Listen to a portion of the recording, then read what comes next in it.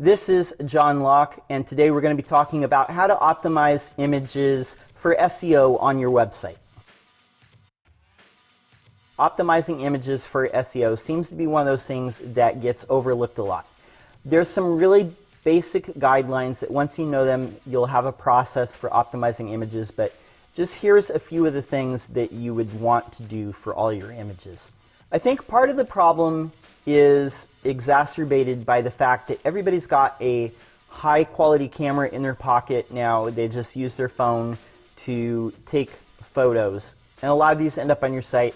Even if you hire a professional photographer, there's a couple things that seem to get skipped a lot. Google has regular search and that they also have image search, and a lot of times when you're doing a regular search for a search phrase, you'll see like a row of images that will be somewhere up in that first page, maybe in the second page, but usually in the first page.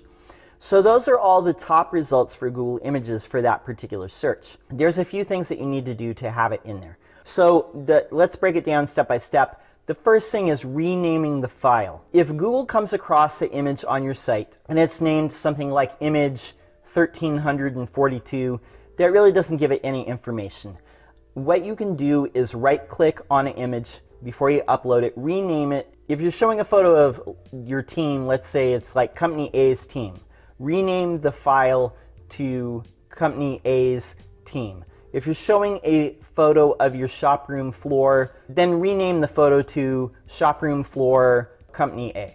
It's really basic stuff. It gives Google a lot more information than simply image 2. The second thing that you need to do, and this is for accessibility as well as for Google search, is to make sure that you have alt text descriptions for all of your images. A lot of people say, I don't need to worry about accessibility, or even maybe you don't even know what that is because, hey, I don't have blind people that use my site.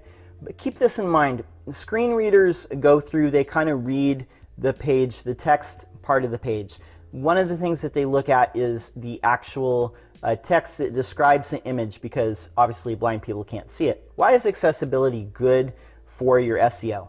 And putting descriptive text in that alt text box. One of the things that people forget is that Googlebot is basically a screen reader. It looks at the text information of your page. It looks at the alt text description. If you're using a content management system like WordPress, then most of the time just going to the media library and filling out the alt text for all of your images will take care of this. Most WordPress themes will output the alt text for you. Definitely have somebody take a look at the source code though. Make sure that you're outputting alt text descriptions for all of these images that are on your site. Another thing that a lot of people do is they try and keyword stuff the alt text descriptions for images. I'm going to say not to do that. Just give a description of what the image is. I don't believe that there's any benefit to keyword stuffing on the alt text. What you want to do is have alt text, but it should describe what is actually on the page and not just keyword stuff it, because that's not very helpful to people who are using screen readers. And I think Google probably sees that as a little bit of manipulation. They might downgrade that page because you're trying to over optimize it and you're trying to keyword stuff where it's not natural. The last practical thing that I'm going to talk about when it comes to images is don't just upload the biggest version of your file, because as we've talked about before, site speed is very important to where you rank, and it's very important to user experience. You don't want people to be waiting 10 seconds for an image to load because you grabbed either the direct version of it off of your phone, or you got the high resolution images from your photographer and you uploaded this super big image into the site. In most cases, the biggest monitors are somewhere around 2600 pixels wide. So really think about it. Do you really need a 5000 pixel width image? Do you really need a image slider on your site with all images that are 6000, 5000 pixels wide? That's going to take forever to load. Maybe you get a little bit more clarity, but there's lots of things that you can do, like compressing the images, just saving it in Photoshop as a smaller image, seeing if you can generate a smaller version of that in WordPress. Basically what I'm saying to you is make sure that you're cutting down the image to a reasonable amount. Yes, you still want to have it big enough to where it's not fuzzy and grainy and blurry, but you want to have it small enough to where it's not going to take 10 years to load every image on a page, because that's just bad user experience, and it's bad for SEO if the page is taking 20 seconds to load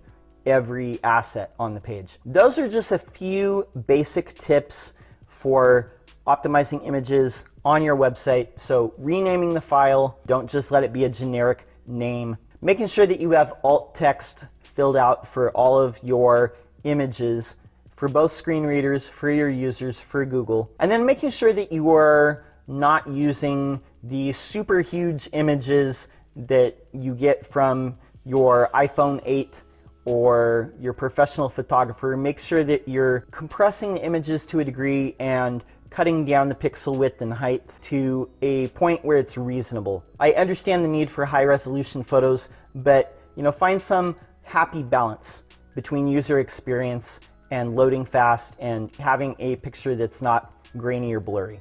I think there's a good middle ground there to find. My name's John Locke. My business is Lockdown Design and SEO. We help manufacturing companies with their SEO. If you have an SEO question that you'd like to see us answer, go ahead and leave it in the comments below, and then we'll do our best to answer it out in a future video for you. Oh, wait.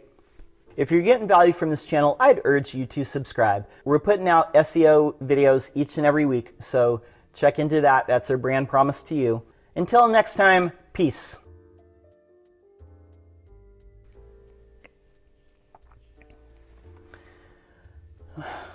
Just remember, Googlebot's a screen reader too.